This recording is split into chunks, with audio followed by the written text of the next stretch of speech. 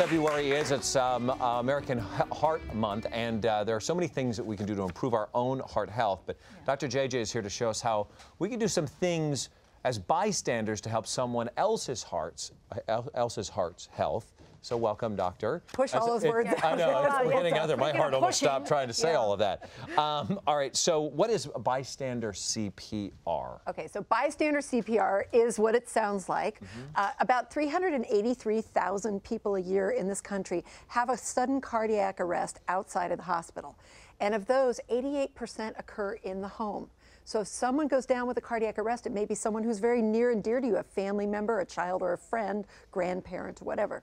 The unfortunate thing is 8% of people survive, 92% don't. But if you're a bystander and you intervene, you can double the survival rate. So that means saving 30,000 additional lives a year just by offering to do bystander CPR. So when you call 911, which you should, you just shouldn't wait for them to arrive. You have to start CPR right within a minute. And it's critical because you have anywhere from a 4 to 9 minute window for death to occur after a cardiac arrest. Certainly brain death occurs within about 3 to 4 minutes. The brain cells just start to rapidly die. So getting in there in that first minute with CPR is important. And interestingly enough, now research has shown that what's called hands-only CPR without a breathing component is every bit as effective as CPR with a breathing component, especially if you're a lay person and you're not trained. Sure. You mean mouth to mouth? Mouth to mouth, exactly. All right. So let's talk about the extensive nature of the training involved with this, because I know there's classes and things like that. There are, but honestly, with bystander CPR or hands-only CPR, we can learn it in less than a minute, and so I'm actually going to teach you today the new rules, which are so easy to remember, because we know the Bee Gees song Staying Alive. Yeah. If you listen to that song in your head, that's about 100 beats a minute.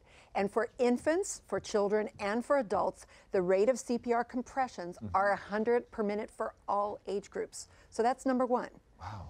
And our approach to the collapsed person is establish very quickly whether they're unresponsive and not breathing, activate EMS or your 911, and start hands-only CPR at a rate of 100 a minute. And it only differs in how deep you press depending on the age. And so that's why I brought these little... You said hands-only? Hands-only CPR. So there's no more...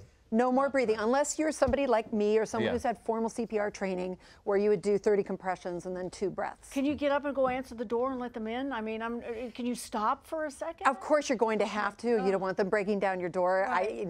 But you might get the person who's fallen as close to the door as possible. But those kind of logistics you don't really have to worry about. It's getting the heart pumping when it's not.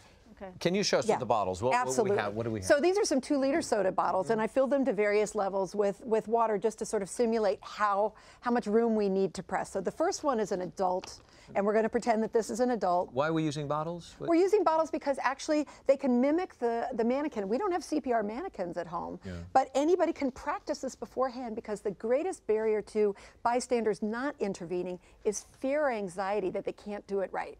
So with a soda bottle... Well, why is it different liquids in different amounts? The depth of compression is different depending on the age. So we're going to start with an adult where we need to compress 3 inches, 2.5 to 3 inches on the chest. That's a lot. That's a good size. It is. It is. And so we want to put a little less water in here so we have a little bit more room for our hands to do.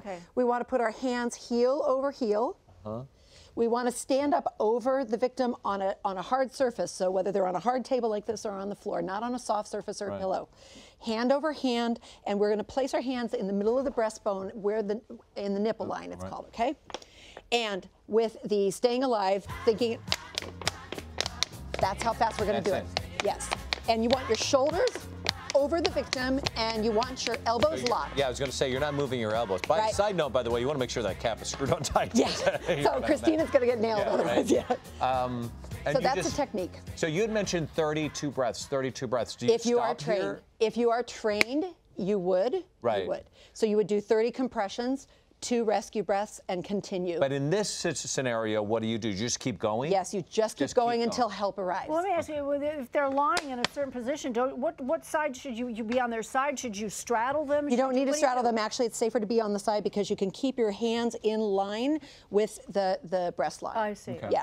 All right, let's move on to the child. So a child, what we're going to do is 100 beats a minute again, but we're going to compress only about 2 inches. So a child is considered anyone under the the age of 9 or 10. Okay. So of course nobody shows an ID when you collapse. So you just have to really judge. If it's somebody in your home, you know their age. Sure. You're going to know the rules. But again, 100 times a minute to a depth of 2 inches with just the heel of one hand. Okay. Okay. Yeah. So again. And I have a little more water in here. You have a rhythm. You know how to tap your foot. You do. Oh, but. So that's for a child. Yeah. Okay. And similarly, if you have a baby, oh God forbid, okay. If you have a baby or an infant, anyone under a year of age, we're going to treat them with depression with 2 fingers, 100 beats a minute again, and at a depth of about 1.5 inches. So again, here's this little person. There's a lot of water in here because it will keep us from pressing too much. Now, as you're doing that, can you tell us a little bit, what is cardiac arrest and how is it different than a heart attack?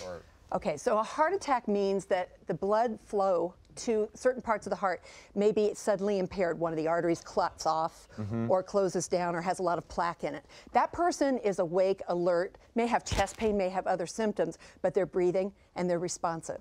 A person who suddenly collapses because they have cardiac arrest means they have a chaotic, irregular heart rhythm that reduces their heart from a pumping organ to one that's quivering like a bowl of jello. So in essence, it can't empty and it can't fill. So by initiating CPR, we are pushing the blood out of the heart. When we release, blood comes back in, and we are circulating that blood that still has some oxygen in it to the critical organs of the body until help arrives. I have a question. How do I know? I see somebody who obviously needs attention. How do I know when I begin working CPR on somebody, if they even need it? And what if I come in too soon? Okay, well, I think the first thing you do is get down on the ground, give them a good shake, see if there's any response, watch the chest for a second or two to see if it's moving, and obviously if the person is just gasping, and you try to feel for a pulse if you can, if you know how to take a pulse. If you don't feel a pulse, you just activate EMS 911 and go. And go for it. Just go. Okay. Now, there's some technology available, right? There are, and I'm going to come back in a few days, and we're actually going to discuss a really cool app called Pulse Point, and we're also going to talk about automatic defibrillators. Those are the things we see in airports and restaurants and gyms, because they can be part of this vital equation in life-saving bystander CPR, even for lay people. So we're going to be back on Wednesday to talk about that.